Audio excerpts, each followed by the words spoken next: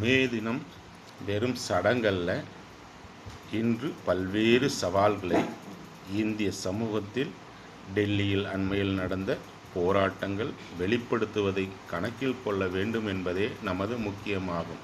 வரலாற்று ரீதியாக சிகாகோவில் அன்று ஏற்பட்ட எழுச்சி என்பது அடக்குமுறைக்கு எதிரானதுதான்.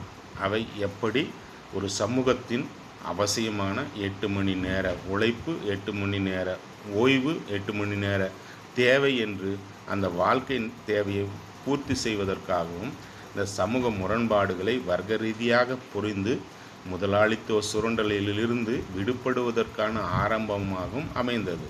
அதை லெனினிய முறையில் புரிந்து கொள்வதற்கு முதலாளித்துவ ஜனநாயகம் என்பது தொழிலாளிகளை சுரண்டுவதுதான் என்பதை மிக தெளிவாக பார்க்கலாம். ஆகவே இங்கு நம் மத்தியில் உள்ள புரட்சியை மறுக்கும் பல்வேறு வழிமுறையில் தேடிக்கொண்டிருப்பது உண்மையாலுமே தொழிலாளர்களின் விடுதலைக்கானவை அல்ல.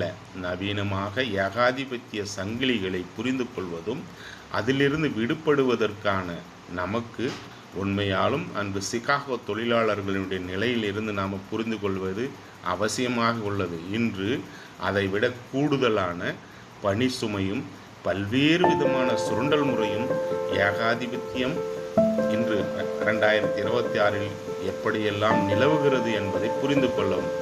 அதில் உழைப்பவர்களுக்கு அதிகாரம் இல்லாமல் இதனை தீர்ப்பதற்கு முடியாது என்பதுதான். ஆகவே மார்க்சிய லெனினியம் என்பது அரசியலை மையப்படுத்துவதும் அதை உழைக்கும் மக்களின் கைகளில் கொண்டு வருவதும் தான் அவசியமானதாகும். அதை புரிந்து கொண்டு இந்த சமூகத்தில் உள்ள தனியார் சொத்துடைமை ஒழித்து கட்டி சமூக சொத்துடைமையாக்க வேண்டும். வர்க்கமற்ற சமூகத்தை நோக்கி பாட்டாளி வர்க்க சர்வாதிகாரமே இதற்கு தீர்வு.